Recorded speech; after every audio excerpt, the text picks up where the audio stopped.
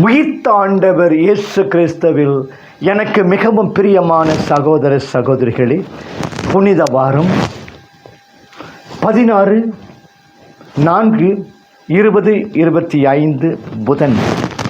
முதல் வாசகம் இறைவாக்கினர் எசாயா நூல் இயல் 50 இறைவாக்கியங்கள் 4 முதல் 7 முடிய. ஆண்டவரின் ஊழியன் என்பவரை பற்றி எசாயா நூலில் 4 கவிதைகள் வருகின்றன. 42:1-9, 49:1-6, 50:4-11, 53:13, 53:13. இன்றைய வாசகம் இவற்றில் 3ஆம் கவிதையிலிருந்து எடுக்கப்பட்டுள்ளது. ஆண்டவரின் ஊழியன் எனப்படுபவர் பொதுவாக இஸ்ராயேல் இனத்தை குறிக்கலாம். 49:3. எனினும் இறைவாக்கு நிறைவேறல் முறையில் இது இயேசுவையும் சுட்டும். லூக்கா 4:17-21, மத்தேயு 3:17, திருப்பாடல் 8:32. ஊழியன் பற்றிய கவிதைகள் பின்வரும் நாட்களிலும் விளக்கம் பெறுகின்றன. இறைவனுக்கு செவி மடுக்கிறார் ஆண்டவரின் ஊழியன். ஆண்டவர் என் காதுகளை திறந்தார், மத்தேயு 50:5 என்பதன் மூலம் தான் அவருக்கு கீழ்ப்படிந்திருப்பதை உணர்த்துகிறார். ஆண்டவர் ஆசானாய் இருக்க ஊழியன் பிரமாணிக்கமுள்ள மாணாக்கர் ஆகிறார். என் செவிகள் திறக்கும்படி செய்து, திருப்பாடல் 39:6. எனவே நான் உமக்கு அடிமையாவேன் என்பார். இறை வார்த்தைக்கு அடிபணிவதில் மட்டும் ஊழியனின் கடமை அடங்காது, தான் கேட்டவற்றை, கற்றவற்றை, கற்று உணர்ந்தவற்றை பிறருக்கும் அறிவிப்பனே உண்மையான ஊழியன். கற்றதை உணர்த்தும் நாவை ஆண்டவர் எனக்கு அளித்தார். 50:4. எமக்கு தெரிந்ததை பற்றியே பேசுகிறோம். யோவான் 3:11 என்பார் இயேசு. ஊழியனின் செவி புலன்களை மட்டுமன்று நாவையும் அவர் திறக்கிறார். 54:5 முடி. தம் ஊழியனில் இவ்வாற்றல்களை நிறைவேற்றிய அதே இறைவன் இயேசுவிலும் நம்மிலும் இதே முறையில் செயல்படுகின்றார். ஊழியன் அவருடைய வார்த்தைகளை கேட்டு அவருக்கு சாட்சியம் பகர்கிறார். கிறிஸ்துவும் தம் கட்டளைகளை கடைபிடித்து அன்பில் நிலைத்திருக்கிறார். யோவான் 15:10, 17:7. நீர் எனக்கு அறிவித்ததையே நான் அவர்களுக்கு எடுத்துச் சொன்னேன். யோவான் 17:9 என்பார். இறை வார்த்தை நமக்கு விவிலியத்திலிருந்து மட்டுமல்ல, பல இடங்களிலும் இருந்து சிறப்பாக அவதிப்படுவோர், அல்லல்படுவோர், அநீதியால் அழிக்கப்படுவோரிடம் இருந்தே வருகிறது. இவற்றுக்கு செவி மடுக்கிறோமா? இதை நம்மை செயலுக்கு தூண்டுகின்றனவா? அறியத்தாம் சொல்லிய வண்ணம் செயல். இறைவனுக்காக துன்புறுகிறார் ஆண்டவரின் ஊழியன். துன்புறுகிறவர்களுக்கு என் உடலை கையளித்தேன். 50:6 என்பது ஊழியனின் சொற்கள். ஆம், தான் குற்றமில்லை நிலையிலும் தண்டனைகளை ஏற்கிறார். தன்னை அறைபவர்களுக்கு கன்னத்தை காட்டட்டும், நிந்தைகளால் அவன் நிரப்பப்படட்டும்.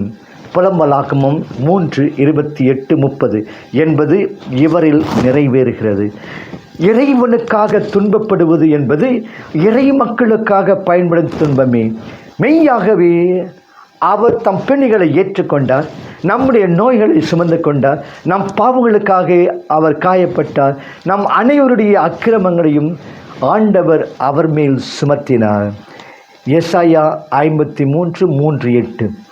ஊழியனும் சரி, கிறிஸ்துவும் சரி, பிறர் பாவங்களுக்காக தம் உயிரையே கையளிக்கின்றனர். மானிட மகன் தொண்டு ஏற்பதற்கு அல்ல, மாறாக தொண்டு ஆற்றுவதற்கும் பலருடைய மீட்புக்கு ஈடாக தம் உயிரை கொடுப்பதற்கும் வந்தார். மார்க்கு 10:45. இவ்வாறு துன்பத்தை விரும்பி ஏற்கும்போது ஆண்டவராகிய என் தலைவர் எனக்கு துணை நிற்கிறார். எசாயா 50:7. இயேசுவின் உயிர்ப்பிலே இறைவனின் இத்துணை எவ்வளவு பொருத்தமான பொருட்கள் பெறுகிறது. நாமும் இயேசுவை போன்று துன்புறும் ஊழியர்களாக இருப்போமா? துன்பத் துயரங்களில் இறைவனின் கரத்தை காண்போமா? கடவுளாகிய ஆண்டவர் எனக்கு துணை நிற்கிறார் என்று கூறுவோமா? உச்சி மீது வானிடிந்து வீழ்கின்ற போதினும் அச்சமில்லை அச்சமில்லை அச்சமில்லை என்று பாரதி போன்று கூறக்கூடிய திண்மையை பெறுவோமா? கிறிஸ்துவின் பாடுகளே என்னை உறுதிப்படுத்தும். 2ஆம் வாசகம். நற்செய்தியாளர் மத்தேயு இயல் 26, இறை வாக்கியங்கள் 14 முதல் 25 முடிய. தன் இறுதி இரா உணவில் இறைமகன் அப்பரச வடிவிலே எம்முடன் என்றும் இருக்க வழி செய்த வேளையில் அவரது நம்பிக்கைக்கு உரியவனாகி பணப்பையை வைத்திருந்த யூதாஸ் பண ஆசையால் தன் குருவையை விலை பேசிய கொடிய நிகழ்ச்சியே இன்றைய நற்செய்தி. தெய்வ திருமகனின் விலை. செம்மறியாம் கிறிஸ்துவின் இரத்தம் விலை மதிக்கப்படாதது என்கிறார் பேதுரு. 1 பேதுரு 1:19. இத்தெய்வ திருமகனுக்குத்தான் விலை பேசுகிறான் யூதாஸ். எனக்கு என்ன தருவீர்கள்? நான் அவரை உங்களுக்கு காட்டிக் கொடுப்பேன் என்று கூறினார். அவர்களும் 30 வெள்ளிக்காசு அவனுக்கு கொடுத்தனர். இது ஓர் அடிமையின் விலையாக எண்ணப்பட்டது. சக்கரியா 11:12. விடுதலை பயணம் 21:32. குற்றவாளியை காட்டிக் கொடுப்பது சமுதாய தொண்டாக இருக்கலாம். இயேசு என்ன குற்றம் செய்தார்? பிலாத்து கூட இவரில் ஒரு குற்றமும் காணோம் என்றான்.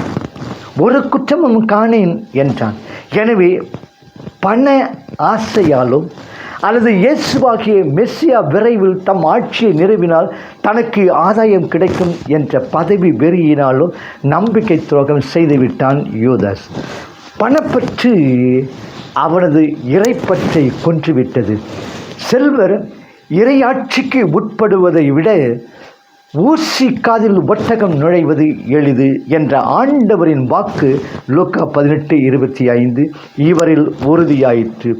உலகிலேயே களையப்படாத எத்தகைய முறையற்ற ஆசையும் கடவுளையே நிராகரிக்கும் பாவ செயலுக்கு இட்டு செல்லக்கூடும் என்பதற்கு சான்று யூதாஸ்.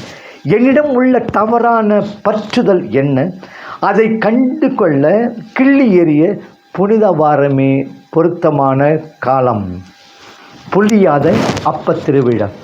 இஸ்ரேல் இனம் எகிப்திய அடிமைத்தனத்திலிருந்து மீட்கப்பட்டதன் நினைவாக கொண்டாடப்பட்ட விழா இது. உலகில் பாவம் போக்கும் மாசற்ற செம்மறியாம் இயேசு கல்வாரியிலே நிறைவேற்ற இருந்த பள்ளியின் முன்னோடியே பாஸ்கா விழா. நமது பாஸ்கா பலி நிறைவேறிவிட்டது. கிறிஸ்துவே அப்பலி. 1 கொரிந்தியர் 5:7. நமது ஆண்டவரின் வாழ்வில் நடந்த ஒவ்வொரு நிகழ்ச்சியும் முன்கூட்டியே அவரால் நிர்ணயிக்கப்பட்டதாகும். தன் பாடுகளையும் சிலுவை மரணத்தையும் உயிர்ப்பையும் பற்றி மும்முறை அவர் முன்மொழிந்துள்ளார். மத்தேயு 20:17-24. 2 நாள் கழித்து பாஸ்கா விழா வரும் என்று உங்களுக்கு தெரியும். அப்பொழுது மணுமகன் சிலுவையில் அறையப்பட கையளிக்கப்படுவார் என்று தம் மரணத்திற்கு முன் கூறினார். அவரை விரும்பி தன் தந்தையின் திருச்சித்தத்திற்கு ஏற்ப தன் உயிரை தருகிறார். எவனும் அவரிடமிருந்து பறித்து கொள்ள முடியாதென்பதை தெளிவுபடுத்தியுள்ளார்.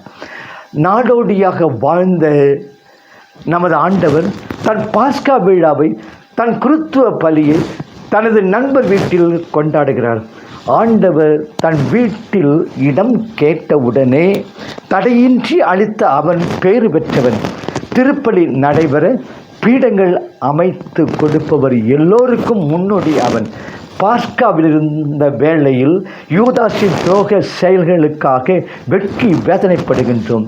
நமது ஆண்டவரின் அளவற்ற அன்பு செயலுக்காக அவருக்கு நன்றி கூறுகின்றோம். நமது வாழ்விலே அற்ப ஆதாயத்திற்காக ஆண்டவரை காட்டி கொடுக்கவில்லையா? அயலானுக்கு துரோகம் செய்யவில்லை? எத்தனையோ குற்றங்கள் புரிந்த என்னை மன்னித்து என் பாவங்களை மறந்து விட்டாரே. இறையன்பு எல்லையற்றது. என் அன்பின் எல்லை என்ன? இதற்காக மன்றாடுவோம். ஆண்டவரின் அன்பு எல்லையை விரிவாக்க அடுத்தவர்களை அன்பு செய்வோம். ஆமேன்.